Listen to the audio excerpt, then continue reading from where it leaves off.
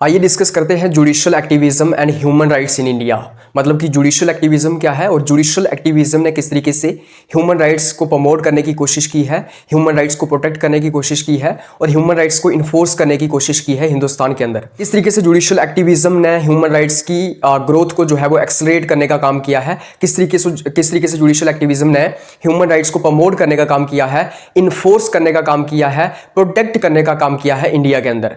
तो सबसे पहले हमें यह समझना होगा कि जुडिशियल एक्टिविज्म क्या होता है और उसके बाद हम समझेंगे कि किस तरीके से जुडिशियल एक्टिविज्म ने कंट्रीब्यूट किया है ह्यूमन राइट्स की इन्फोर्समेंट के लिए या ह्यूमन राइट्स की प्रमोशन के लिए इंडिया के अंदर।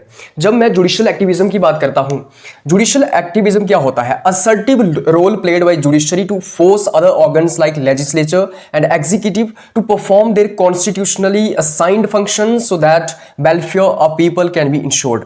तो जुडिशियल एक्टिविज्म होता है assertive role played by judiciary.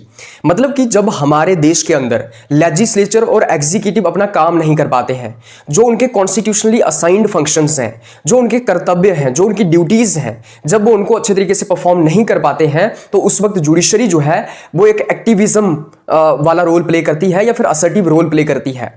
तो सिंपल कहने का मतलब यह है कि जैसे हमारे देश में लेजिस्लेचर होता है, हमारे देश के अंदर एग्जीक्यूटिव होता है, हमारे देश के अंदर सरकार होती है। सरकार का काम होता है कि लोगों की वेलफेयर के लिए काम करना है, लोगों की वेलफेयर के लिए काम करे सरकार, ये सरकार की ड्यूटी है, ये उसका कॉन्स्टिट्यूशनली असाइंड फंक्शन है। लेजिस्लेचर का ये काम है कि लोगों की वेलफेयर के लिए पॉलिसीज बनानी है। लेकिन जब ये सरकार नहीं कर पाती है, जब लेजिस्लेचर और एग्जीक्यूटिव अपना काम नहीं कर पाते हैं, तो जुडिशरी जो है वो पिक्चर में आती है और उसके बाद जुडिशरी अपने हाथ में कमांड लेती है और फिर अपने हाथ में कमांड लेके लेजिस्लेचर और एग्जीक्यूटिव को बताती है कि क्या उन्हें करना है, कैसे उन्हें काम करना है। सो बेसिकली यहां पे जुडिशरी जो है वो खुद अपने हाथ में ये पावर्स ले लेती है और उसके बाद लोगों की वेलफेयर के लिए काम करती है ताकि लोगों की वेलफेयर हो सके।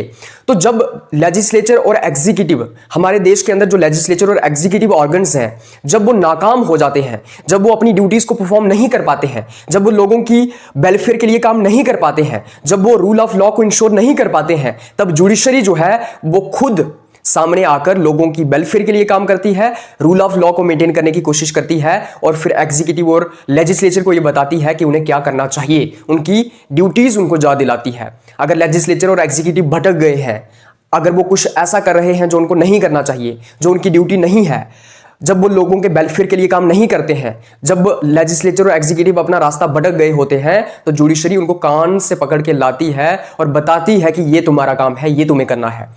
इसको हम जुडिशियल एक्टिविज्म कहते हैं। देखो, हमारे देश के अंदर जुडिशरी को गार्जियन ऑफ कॉन्स्टिट्यूशन कहा जाता है। हमारे देश के अंदर जुडिशरी को प्रोटेक्टर ऑफ ह्यूमन राइट्स कहा जाता है या फिर प्रोटेक्टर ऑफ फंडामेंटल राइट्स कहा जाता है। हमारे देश के अंदर जुडिशरी जो है वो गार्जियन ऑफ कॉन्स्टिट्यूशन का काम करती है, कॉन्स्टिट्यूशन को बचाने का काम करती है और उसी के साथ साथ कॉन्स्टिट्यूशन के अकॉर्डिंगली सब कुछ हो उसको इंश्योर करने का काम करती है। हमारे देश के अंदर जुडिशरी जो है वो फंडामेंटल राइट्स को इन्फोर्स करने का काम करती है, उनको प्रोटेक्ट करने का काम करती है, उनको प्रमोट करने का काम करती है।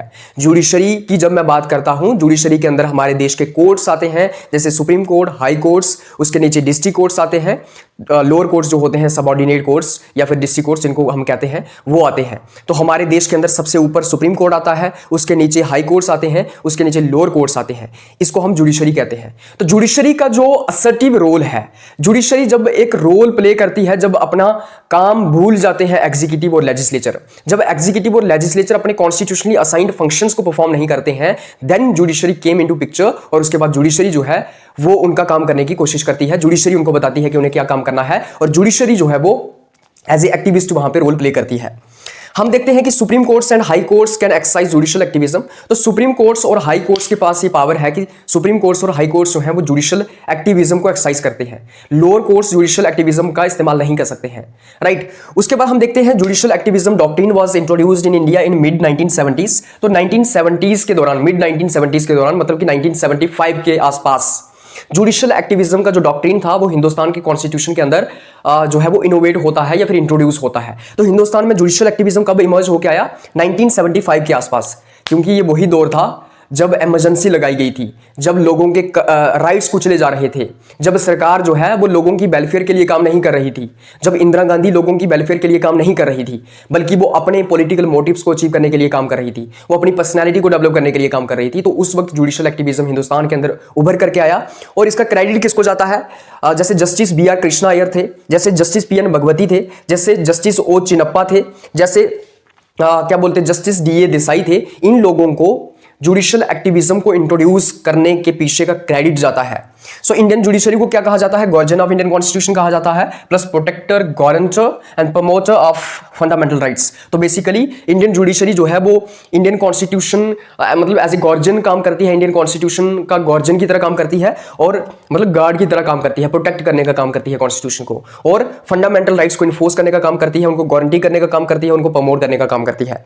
Judicial activism have greatly contributed in the protection, promotion and enforcement of human rights. तो जुडिशियल एक्टिविज्म ने हिंदुस्तान के अंदर ह्यूमन राइट्स को प्रमोट करने का काम किया है, इन्फोर्स करने का काम किया है। कैसे किया है आगे डिस्कस करते हैं। So judicial activism has enabled and facilitated the protection and implementation of human rights in India in the following ways. हम ये समझेंगे कि किस तरीके से जुडिशियल एक्टिविज्म ने हिंदुस्तान के अंदर ह्यूमन राइट्स को फैसिलिटेट करने का काम किया है, उनको प्रोटेक्ट करने का काम किया है, उनको प्रमोट करने का काम किया है, उनको इन्फोर्स करने का काम किया है। सबसे पहले यहां पे आता है judiciary as an agency to promote and protect rights. सबसे पहले तो जुडिशरी जो है ना वो एज एन एजेंसी एक्ट करती है फंडामेंटल राइट्स को या फिर राइट्स को प्रमोट करने के लिए या फिर उनको इन्फोर्स करने के लिए। जो जुडिशरी है हमारे देश के अंदर, जो सुप्रीम कोर्ट है, हाई कोर्ट है, जो सुप्रीम कोर्ट और हाई कोर्ट्स हैं, उनकी जुरिस्डिक्शन में ये आता है कि वो फंडामेंटल राइट्स को हिंदुस्तान के अंदर हिंदुस्तान के नागरिकों को जो है वो प्रोवाइड करेंगे। और हिंदुस्तान के अंदर किसी भी अगर नागरिक का फंडामेंटल राइट वायलेट होता है तो डायरेक्टली वो सुप्रीम कोर्ट के पास और हाई कोर्ट के पास जा सकता है, और सुप्रीम कोर्ट और हाई कोर्ट्स जो हैं वो उसके जो राइट्स वायलेट हुए हैं उनको प्रोटेक्ट करने की कोशिश करेंगे और उनको इन्फोर्स करने की कोशिश करेंगे, और जिसने भी उनके राइट्स को वायलेट किया है उनको पुनिश करने की कोशिश करेंगे। तो सबसे पहले तो जुडिशरी का तो काम ही यही है, राइट, लोगों के राइट्स को प्रोटेक्ट करना। जैसे कि protects, promotes and enforces fundamental rights under Article 32.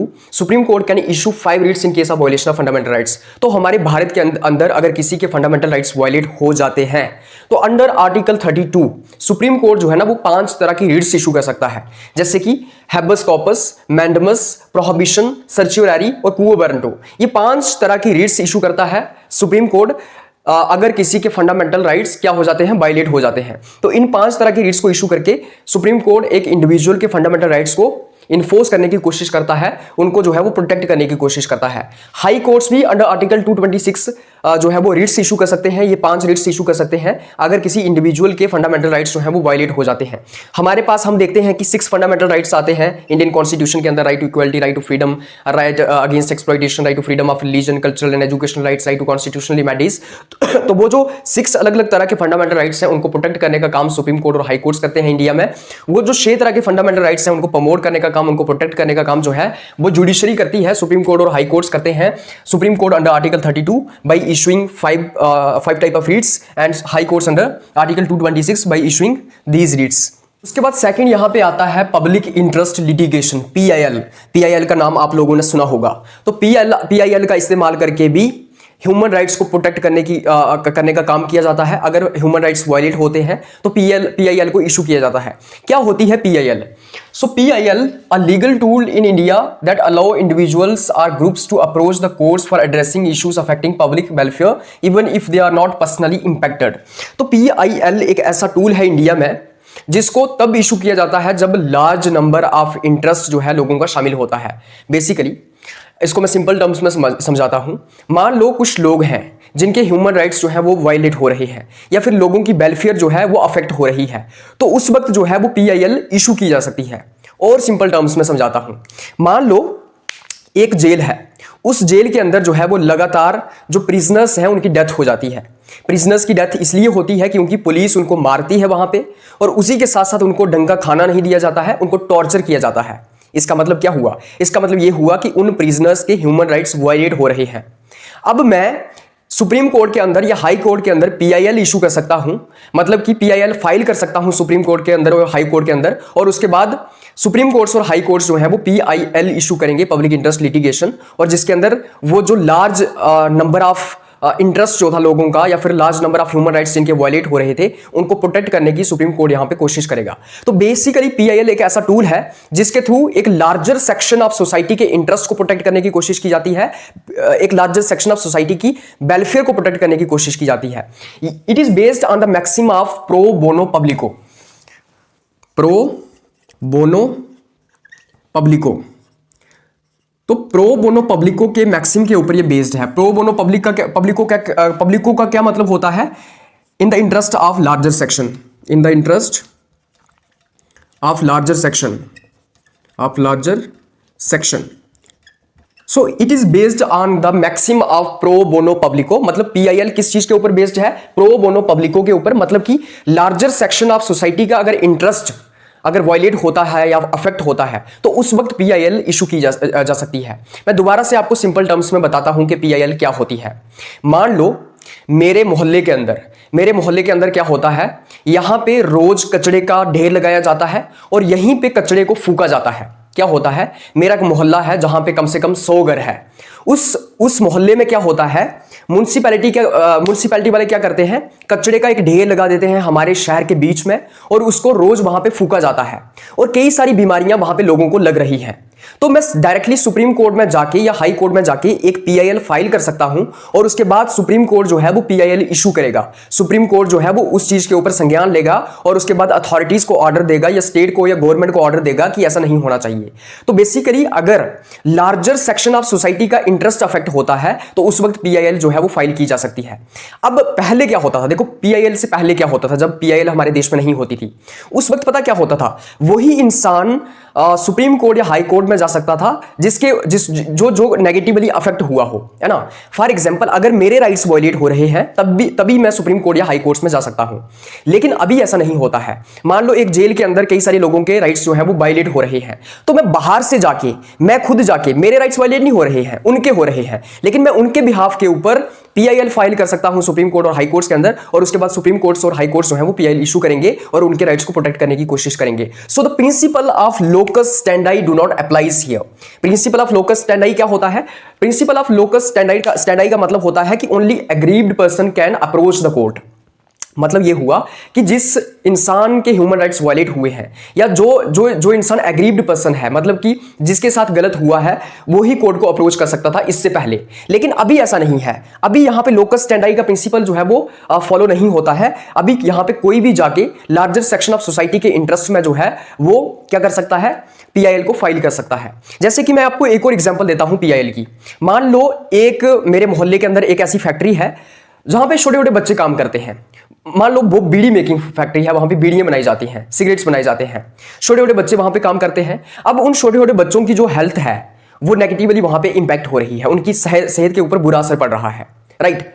मैं अभी क्या कर सकता हूं, मैं डायरेक्टली सुप्रीम कोर्ट या हाई कोर्ट्स में जा सकता हूं और उनके इंटरेस्ट के लिए पीआईएल को फाइल कर सकता हूं, राइट। और उसके बाद सुप्रीम कोर्ट और हाई कोर्ट्स पीआईएल इशू करेंगे और उसके बाद वो जो बच्चे वहां पे काम कर रहे हैं उनका जो काम करने के ऊपर रोक लगा सकते हैं या फिर अथॉरिटीज को ऑर्डर दे सकते हैं कि ऐसा नहीं होना चाहिए, राइट। उसके बाद सुप्रीम कोर्ट जो है उसके ऊपर संज्ञान ले सकता है और फिर एक ऑर्डर निकाल सकता है, एक क्या बोलते सुप्रीम कोर्ट जो है डायरेक्शंस दे सकता है कि जितने भी 14 साल से कम की उम्र के बच्चे हैं वो अलाउड नहीं है हजार्डियस फैक्ट्रीज के अंदर काम करने के लिए। तो ये होती है पीआईएल। देखो अभी मैं बच्चों के इंटरेस्ट के लिए मैं सुप्रीम कोर्ट में गया, मैं तो अफेक्ट नहीं हो रहा था ना वहां पे, मैं थर्ड पार्टी था, मैं सेकंड पार्टी था, मैं थर्ड पार्टी था, मैं बाहर का बंदा था। लेकिन उन जो बच्चों का इंटरेस्ट वहां पे अफेक्ट हो रहा था, उन बच्चों के ऊपर जो बुरा असर पड़ रहा था, तो उनके लिए मैंने सुप्रीम कोर्ट को मैंने सुप्रीम कोर्ट को जो है अप्रोच किया उनके बिहाफ के ऊपर। सो यहां पे नेसेसरी नहीं होता है कि एग्रीव्ड पर्सन ही कोर्ट को अप्रोच करे, यहां पे लोकस स्टैंडाई का प्रिंसिपल फॉलो नहीं होता है। पीएन भगवती जो है उनको father of PIL in India कहा जाता है। तो PN Bhagwati, justice PN Bhagwati, उनको फादर ऑफ पीआईएल कहा जाता है इंडिया के अंदर।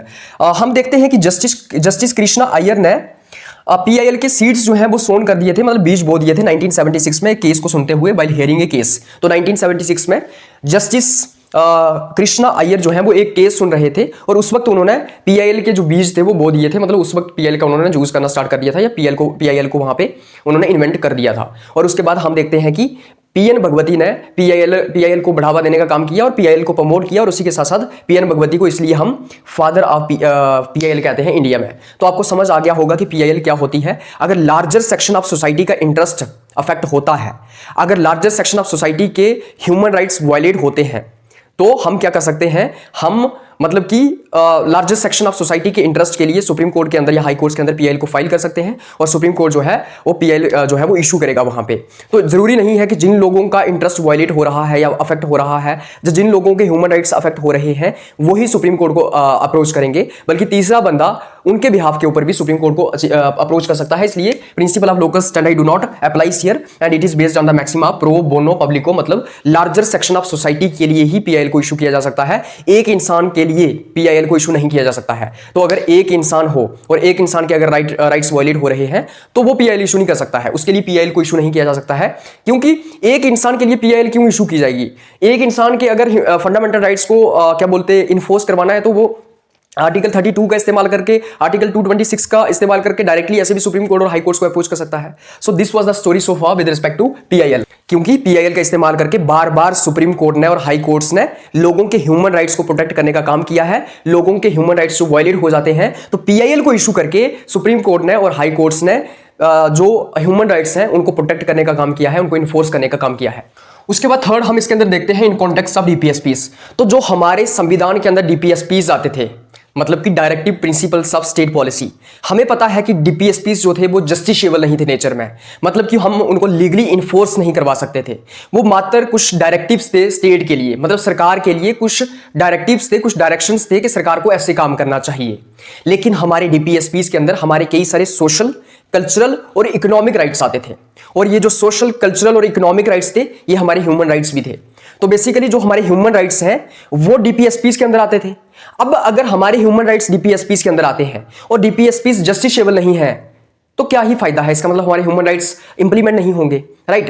तो इसमें क्या हुआ, डीपीएसपीस में क्या हुआ कि सुप्रीम कोर्ट ने और हाई कोर्ट्स ने जुडिशियल एक्टिविज्म का इस्तेमाल करके कई सारे डीपीएसपीस जो थे, कई सारी जजमेंट्स के अंदर हमारे जो डीपीएसपीस थे उनके स्टेटस को एलिवेट करने की कोशिश की, उनकी रेलिवेंस को बढ़ाने की कोशिश की। और उसके बाद हम देखते हैं कि कई सारे डीपीएसपी, मतलब कई सारी डायरेक्टिव प्रिंसिपल्स हमारे फंडामेंटल राइट बन जाते हैं। तो यहां पे मैंने क्या कहा है आपको, मैंने यहां पे ये कहा कि हमारे कई सारे सोशल, इकोनॉमिक और कल्चरल राइट्स जो कि हमारे ह्यूमन राइट्स हैं, वो हमारे डीपीएसपीस के अंदर आते थे। लेकिन डीपीएसपीस हमारे लीगली जस्टिसेबल नहीं थे, मतलब लीगली इन्फोर्सिएबल नहीं थे। सरकार चाहे तो इन डीपीएसपीस को लागू कर सकती थी, सरकार चाहे तो इन डीपीएसपीस को लागू नहीं कर सकती थी, या फिर इन डीपीएसपीस को फॉलो नहीं कर सकती थी। अब ऐसे राइट्स का क्या मतलब जो हमें मिले ही ना हो, मतलब सरकार के ऊपर डिपेंड करते हो कि सरकार चाहे तो दे, नहीं चाहे तो नहीं दे। तो लेकिन हुआ क्या कि सुप्रीम कोर्ट ने और हाई कोर्ट ने जुडिशियल एक्टिविज्म का इस्तेमाल करके कई सारे डीपीएसपीस का स्टेटस जो है वो एलिवेट करने की कोशिश की, उनको फंडामेंटल राइट्स के बराबर बनाने की कोशिश की। कई जजमेंट्स के अंदर सुप्रीम कोर्ट ने और हाई कोर्ट्स ने डीपीएसपीस को जो है वो उनके स्टेटस को एलिवेट करने की कोशिश की, और कई सारे डायरेक्टिव प्रिंसिपल्स ऐसे थे जो फंडामेंटल राइट्स का पार्ट बन गए। अब वो डायरेक्टिव प्रिंसिपल्स जो थे वो जस्टिसेबल हो जाएंगे, अब लीगली इन्फोर्स हो जाएंगे, क्योंकि वो फंडामेंटल राइट्स का पार्ट बन गए हैं। जैसे हम देखते हैं कि equal pay for equal work, ये पहले जो है वो डीपीएसपीस का पार्ट हुआ करता था, लेकिन अभी ये जो है वो आर्टिकल 21 के अंदर आ जाता है।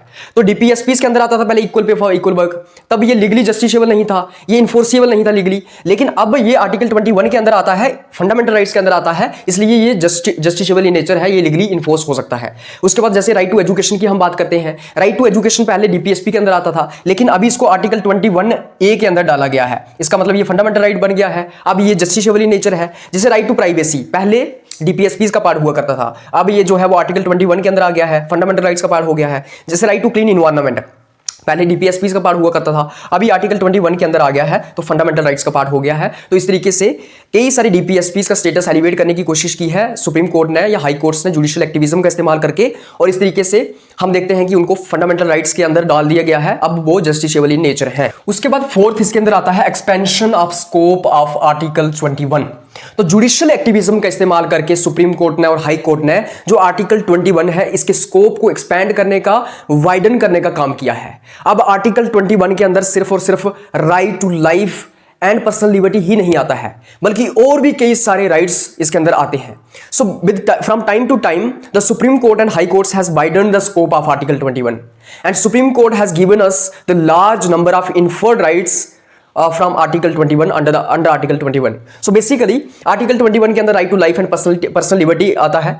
राइट टू लाइफ और पर्सनल लिबर्टी जो है वो आर्टिकल 21 के अंदर आता है। अब राइट टू लाइफ के अंदर जब हम जिंदगी जीने के अधिकार की बात कर रहे हैं, जब हम इज्जत से जिंदगी जीने की बात कर रहे हैं, जब हम right to life with dignity की बात कर रहे हैं कि इज्जत भरी जिंदगी हो, तो वो इज्जत भरी जिंदगी जो है उसके अंदर कई सारी चीजें आएंगी ना। राइट टू स्पीच आएगा, राइट टू प्राइवेसी आएगा, राइट टू क्लीन इन्वायरमेंट आएगा, right to free legal aid आएगा। तो बेसिकली राइट टू लाइफ और पर्सनल लिबर्टी का जो स्कोप है, ये जो आर्टिकल 21 का स्कोप है, इसको एक्सपैंड करने का सुप्रीम कोर्ट ने और हाई कोर्ट्स ने काम किया है थ्रू वेरियस जजमेंट्स, राइट।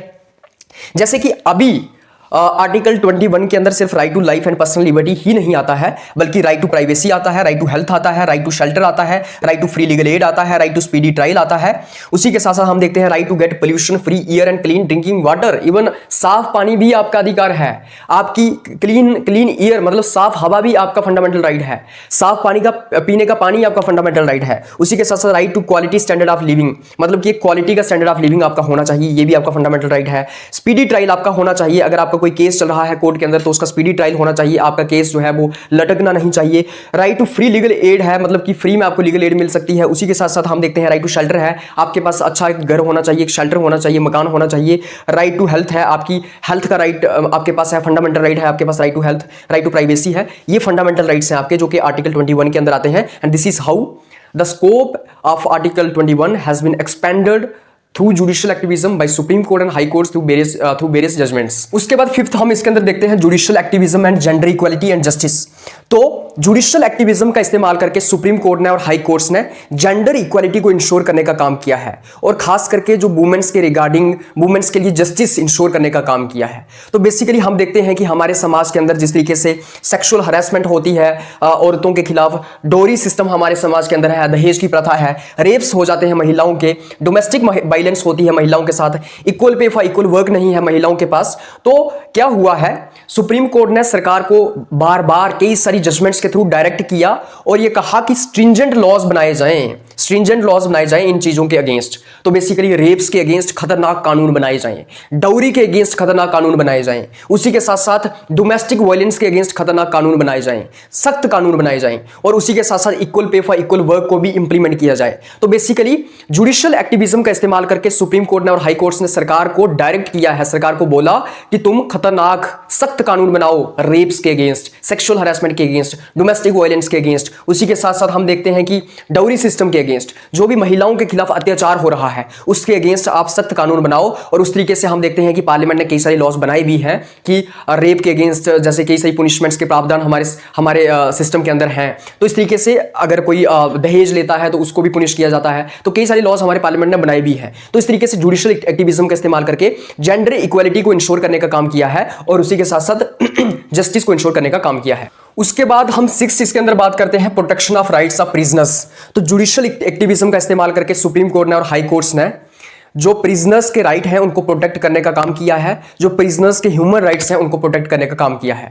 क्योंकि हम देखते हैं कि कस्टोडियल डेथ्स हो जाती हैं प्रिजनर्स की, मतलब कि पुलिस की कस्टडी में जो लोग होते हैं, मतलब कि पुलिस अगर किसी को अरेस्ट कर रही है, अपनी कस्टडी में ले रही है, तो पुलिस उस बंदे को इतना मारती है कि उनकी डेथ्स हो जाती हैं। और कस्टोडियल डेथ्स का नंबर जो है वो हिंदुस्तान में काफ़ी ज़्यादा आपको देखने को मिलेगा, मतलब काफ़ी सारी कस्टोडियल डेथ्स जो है वो हिंदुस्तान में होती हैं। तो हमारी जो पुलिस है ना वो मतलब मार के ही छोड़ती है बंदे को। उसके बाद हम देखते हैं कि 3rd डिग्री टॉर्चर होता है। तो प्रिजनर्स जो हैं उनके साथ 3rd डिग्री उनको टॉर्चर किया जाता है। 3rd डिग्री जानते हो ना, मतलब कि करंट दे के मारा जाता है। उसके बाद हम देखते हैं कि यहाँ पे इनह्यूमेन ट्रीटमेंट होता है प्रिजनर्स के साथ, प्रिजनर्स को अच्छा खाना नहीं दिया जाता है, उनका मेंटल और फिजिकल टॉर्चर होता है। तो ये कई सारी प्रॉब्लम्स हैं। इस तरीके से हम देखते हैं कि जो प्रिजनर्स हैं उनके ह्यूमन राइट्स जो हैं वो वायलेट होते हैं। अब सुप्रीम कोर्ट ने और हाई कोर्ट्स ने क्या किया है, या तो PIL का इस्तेमाल करके, पब्लिक इंटरेस्ट लिटिगेशन का इस्तेमाल करके, जैसे मैंने आपको बताया था कि कोई सुप्रीम कोर्ट के अंदर चला गया, PIL जो है फाइल कर दी कि यहां पे प्रिजनर्स के साथ जो है वो इनके ह्यूमन राइट्स वायलेट हो रहे हैं। तो या तो PIL का इस्तेमाल करके सुप्रीम कोर्ट ने या हाई कोर्ट्स ने, या फिर रिक्वेस्ट किसी ने अगर की है, या फिर सुओ मोटो एक्शन लेके, मतलब खुद से जो प्रिजनर्स हैं उनके फंडामेंटल राइट्स को इन्फोर्स करने का काम किया है, प्रोटेक्ट करने का काम किया है और कॉग्निजेंस ली है किसके ऊपर, अगर प्रिजनर्स के ह्यूमन राइट्स जो हैं वो वायलेट होते हैं। तो बेसिकली सुप्रीम कोर्ट्स ने और हाई कोर्ट्स ने जो प्रिजनर्स हैं उनके जो ह्यूमन राइट्स हैं उनको प्रोटेक्ट करने का काम किया है और जिस तरीके से उनके ह्यूमन राइट्स वायलेट होते हैं तो सुप्रीम कोर्ट ने और हाई कोर्ट्स ने उसके ऊपर कॉग्निजेंस ली है, उसके ऊपर चिंता व्यक्त की और उनके राइट्स को प्रोटेक्ट करने का काम किया, उनके राइट्स को इन्फोर्स करने का काम किया है।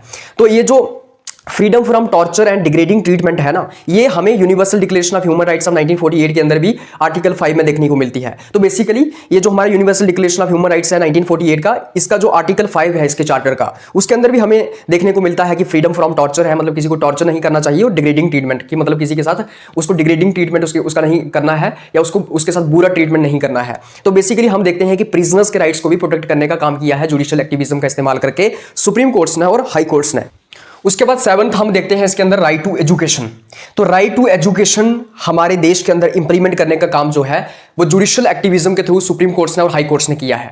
हम देखते हैं कि जो आर्टिकल 26 है ना यूडीएचआर का, उसके अंदर आता है right to education to all human beings without discrimination.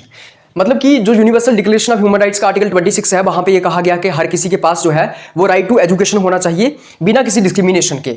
और फिर हम देखते हैं कि जो इंडियन कॉन्स्टिट्यूशन था तो इसी से प्रेरणा लेते हुए हमारे इंडियन कॉन्स्टिट्यूशन के अंदर आर्टिकल 41 को ऐड ऑन किया गया, जिसके अंदर राइट टू एजुकेशन की बात की गई कि सरकार जो है वो राइट टू एजुकेशन प्रोवाइड करने की कोशिश करेगी। और आर्टिकल 46 आता है जिसके अंदर ये कहा गया कि जो एससीज हैं, एसटीज हैं, जब बाकी वीकर सेक्शंस हैं, उनके एजुकेशन इंटरेस्ट को प्रमोट करने की कोशिश की जाएगी सरकार के द्वारा। तो बेसिकली हम देखते हैं कि आर्टिकल 26 के अंदर क्या आता है, राइट टू एजुकेशन आता है, जो कि यूडीएचआर का है। देखो मैं यहां पे यूडीएचआर की बार बार बात क्यों कर रहा हूं, universal declaration of human rights की बात क्यों कर रहा हूं। हम पढ़ क्या रहे हैं, हम पढ़ रहे हैं judicial activism and human rights. हम ये कह रहे हैं कि जुडिशियल एक्टिविज्म ने किस तरीके से ह्यूमन राइट्स को प्रमोट करने की कोशिश की है, उनको इन्फोर्स करने की कोशिश की है। कौन से ह्यूमन राइट्स की, जो यूडीएचआर के अंदर आते हैं, जो universal declaration of human rights के अंदर ह्यूमन राइट्स आते हैं, उनको प्रमोट करने की कोशिश जुडिशियल एक्टिविज्म ने की है। अब इसी यूडीएचआर के अंदर राइट टू एजुकेशन आता है आर्टिकल 26 के अंदर। अभी मैं आपको बता रहा हूं कि जो हमारा कॉन्स्टिट्यूशन था उसके अंदर डीपीएसपीस के अंदर आर्टिकल 41 और आर्टिकल 46 के अंदर राइट टू एजुकेशन की बात की गई थी। लेकिन क्या फायदा, it was like that you have given the blank cheque of crashing bag, है ना, आपको क्रैशिंग बैंक का ब्लैंक चेक दे दिया है। राइट टू एजुकेशन की यहां पे बात तो की गई है, लेकिन डीपीएसपीस जो है क्या है, वो डीपीएसपीस जो है वो नॉन जस्टिसेबल है, तो बेसिकली अगर डीपीएसपीस नॉन जस्टिसेबल है तो राइट टू एजुकेशन का क्या ही फायदा है। तो इसलिए उसके बाद क्या होता है, सुप्रीम कोर्ट ने और हाई कोर्ट्स ने बार बार अलग अलग गवर्नमेंट्स को डायरेक्शन देने की कोशिश की कि राइट टू एजुकेशन को फंडामेंटल राइट बनाया जाए, राइट टू एजुकेशन जो है वो इस देश में as a fundamental right implement किया जाए। और उसके बाद हम देखते हैं कि 2002 में 86 कॉन्स्टिट्यूशनल अमेंडमेंट एक्ट के तहत हम देखते हैं कि राइट टू एजुकेशन जो है वो फंडामेंटल राइट बनाया गया और आर्टिकल 21A एक नया आर्टिकल इंसर्ट किया गया हमारे कॉन्स्टिट्यूशन के अंदर, जो कि राइट टू एजुकेशन की बात करता था। अब जो है वो फ्री एंड कंपलसरी एजुकेशन सरकार देने लगी 6 से लेकर 14 साल के बच्चों को। तो बेसिकली ये कहानी है राइट टू एजुकेशन की। राइट टू एजुकेशन पहले डीपीएसपीस का पार्ट हुआ करती थी और उसके बाद 86 कॉन्स्टिट्यूशनल अमेंडमेंट एक्ट लागू करके सरकार ने इसको फंडामेंटल राइट बनाया और आर्टिकल 21A के अंदर जो है अभी राइट टू एजुकेशन आता है। तो सुप्रीम कोर्ट और हाई कोर्ट्स ने जुडिशियल एक्टिविज्म का इस्तेमाल करके क्या किया, सरकार को ये कहा, बार बार सरकार को कहा, मतलब कि कई सारी सरकारों को ये कहा कि राइट टू एजुकेशन को फंडामेंटल राइट बनाओ। और फिर फाइनली एक सरकार को अकल आई 2002 में और उन्होंने क्या किया, राइट टू एजुकेशन जो है वो फंडामेंटल राइट बना दिया 86 कॉन्स्टिट्यूशनल अमेंडमेंट एक्ट का इस्तेमाल करके, मतलब लागू करके 86 कॉन्स्टिट्यूशनल अमेंडमेंट एक्ट को लागू करके जो है पास करके जो है वो नया आर्टिकल इसमें इंसर्ट किया और फिर फ्री एंड कंपलसरी एजुकेशन जो है वो 6 से लेकर 14 साल के बच्चों को प्रोवाइड की जाने लगी। उसके बाद हम 8th इसके अंदर देखते हैं right to health and timely treatment.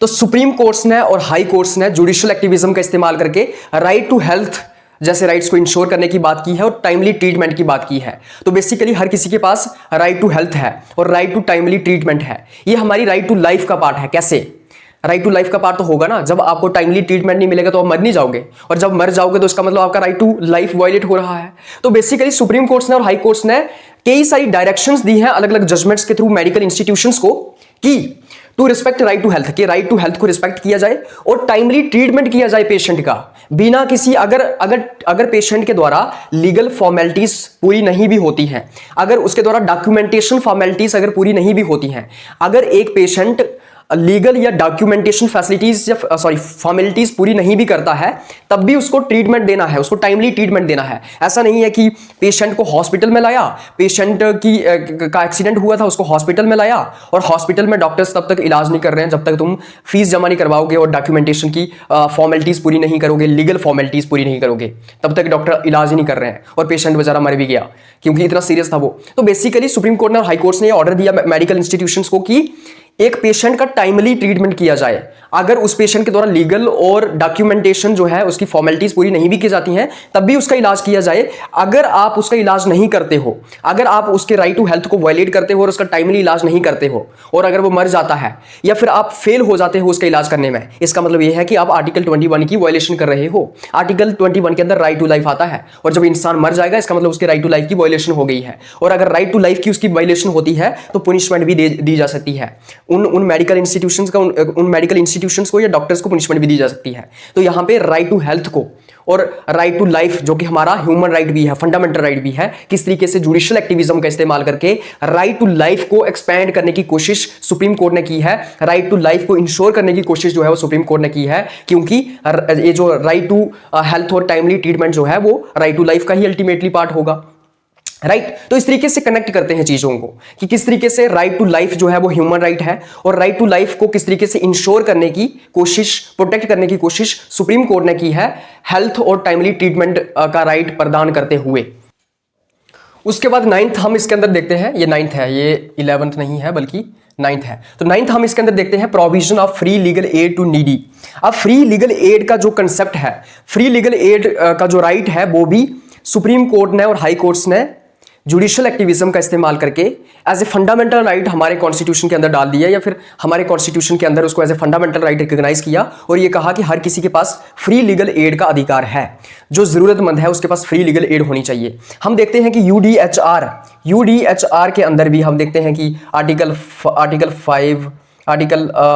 5, 6, 7 इसके अंदर जो है वो फ्री लीगल एड का या फिर इसके रिलेटेड जो कंसेप्ट्स हैं उसका जिक्र किया गया है। तो इसी तरीके से सुप्रीम कोर्ट्स ने और हाई कोर्ट्स ने भी ये कहा कि फ्री लीगल एड जो है वो आर्टिकल 21 का पार्ट है, क्योंकि ये राइट टू लाइफ का पार्ट है। और उसी के साथ साथ सुप्रीम कोर्ट ने ये भी कहा कि ये मिलनी चाहिए हर किसी को जो नीडी है, जो कि लॉयर्स को हायर नहीं कर सकता है। तो वो लोग जो गरीब हैं, जो मतलब कि वकील हायर नहीं कर सकते हैं, उनके पास इतने पैसे नहीं है कि वो वकील को हायर कर पाएं, तो उनको फ्री लीगल एड मिलनी चाहिए। फ्री लीगल एड क्या होती है? मान लो मेरा केस चल रहा है किसी कोर्ट में और मेरे केस के लिए मेरे को वकील चाहिए, तो वकील हायर करने के पैसे नहीं है मेरे पास, तो फ्री लीगल एड मुझे मिलनी चाहिए। और उसी के रिलेटेड जो है हम देखते हैं कि सुप्रीम कोर्ट ने जो है वो फ्री लीगल एड को एज ए फंडामेंटल राइट जो है रिकॉग्नाइज किया है जुडिशियल एक्टिविज्म का इस्तेमाल करके।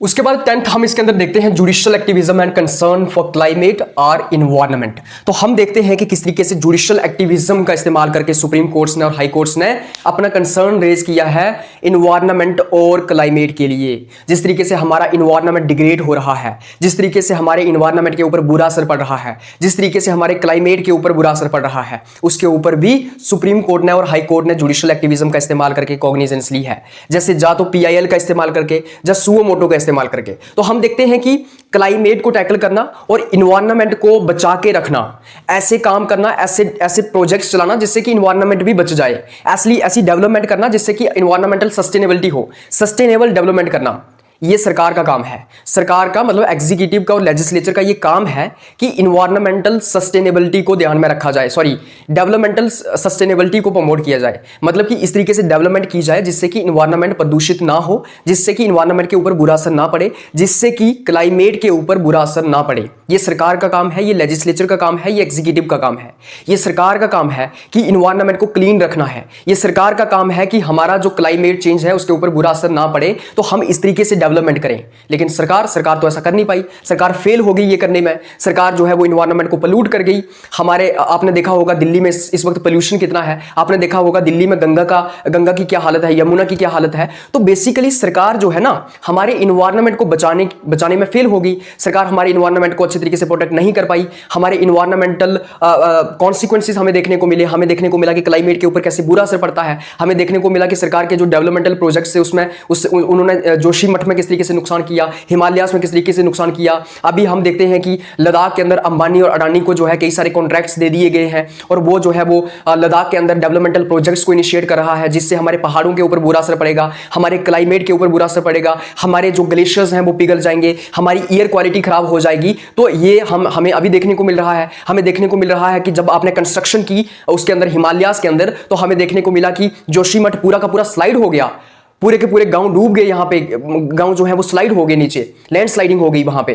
तो बेसिकली सरकार नकम्मी साबित हुई है हमारे देश के अंदर इन्वायरमेंट को प्रोटेक्ट करने के लिए और हमारे देश के अंदर क्लाइमेट चेंज को रोकने के लिए। तो उसके बाद सुप्रीम कोर्ट और हाई कोर्ट फिर सामने आए और सुप्रीम कोर्ट ने और हाई कोर्ट ने या तो PIL का इस्तेमाल करके या सुओ मोटो खुद से मतलब अपने आप से जो है वो कॉग्निजेंस ली किसके ऊपर, क्लाइमेट चेंज के ऊपर और इन्वायरमेंटल कंसर्न्स के ऊपर, जिस तरीके से हमारा इन्वायरमेंट जो है वो प्रदूषित हो रहा है। और कई सारी डायरेक्शन सरकार को दी और सरकार को यह भी बताया कि अगर हमारा इन्वायरमेंट प्रदूषित होता है, इसका मतलब तुम आर्टिकल 21 का वायलेशन कर रहे हो। और अगर क्योंकि आर्टिकल 21 के अंदर राइट टू क्लीन इन्वायरमेंट आता है, clean and safe drinking water आता है, पोल्यूशन फ्री एयर आता है।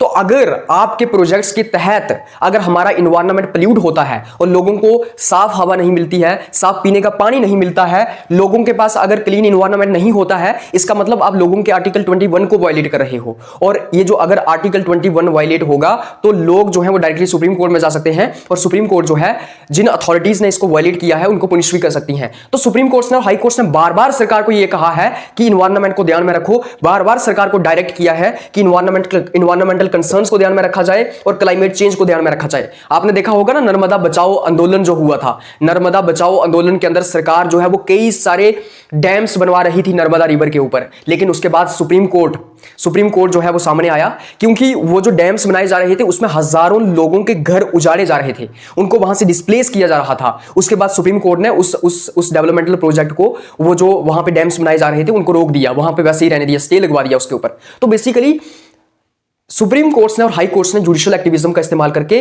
क्लाइमेट और इन्वायरमेंट के लिए भी काम किया है और लोगों को क्लीन इन्वायरमेंट जैसे क्लीन एंड सेफ ड्रिंकिंग जैसे राइट्स भी प्रोवाइड किए हैं। और सरकार को ये बताया है, सरकार को बार बार डायरेक्ट किया है कि इस तरीके से डेवलपमेंट की जाए, सस्टेनेबल डेवलपमेंट की जाए, जिससे कि हमारे इन्वायरमेंट के ऊपर कम से कम हमारे इन्वायरमेंट का नुकसान हो और उसके ऊपर असर पड़े, हमारा क्लाइमेट चेंज के ऊपर कम असर पड़े। इस तरीके से सरकार डेवलपमेंट करे, सस्टेनेबल डेवलपमेंट सरकार करे। तो इस तरीके से हमने देखा कि किस तरीके से जुडिशियल एक्टिविज्म और ह्यूमन राइट्स का एक प्यारा सा रिलेशनशिप है। यहां पे हमने ये समझने की कोशिश की कि किस तरीके से जुडिशियल एक्टिविज्म ने ह्यूमन राइट्स की ग्रोथ को एक्सलरेट करने की कोशिश की है, किस तरीके से जुडिशियल एक्टिविज्म ने ह्यूमन राइट्स को प्रोटेक्ट करने की कोशिश की है, उनको फैसिलिटेट करने की कोशिश की है, उनको प्रमोट करने की कोशिश की है, उनको इन्फोर्स करने की कोशिश की है।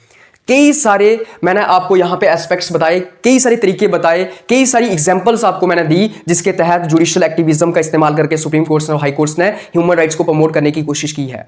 हमने इस टॉपिक को इतनी डिटेल से किया है कि मुझे लगता है कि कोई भी चूक बाकी नहीं रही है। मतलब कि आपके एग्जाम के पॉइंट ऑफ व्यू से तो ये तो कवर हो ही गया है। अगर आप बाकी कोई एग्जाम देना चाहते हैं, इवन कि सिविल सर्विसेज के लिए भी ये कवर हो गया है। तो इतने डिटेल से हमने इसको कवर करने की कोशिश की है, मतलब कि कोई भी चीज़ मैंने यहाँ पे नहीं छोड़ी है। तो इसी के साथ साथ हम इस लेक्चर को भी यहाँ पे कंप्लीट कर लेते हैं। अगर आपको इस लेक्चर का PDF चाहिए तो आप इस वीडियो की डिस्क्रिप्शन में जा सकते हैं, वहाँ पे टेलीग्राम चैनल का लिंक दिया होगा, वहाँ से आप टेलीग्राम चैनल ज्वाइन कर सकते हैं, आपको PDF मिल जाएगा। आप सब लोगों का बहुत बहुत धन्यवाद।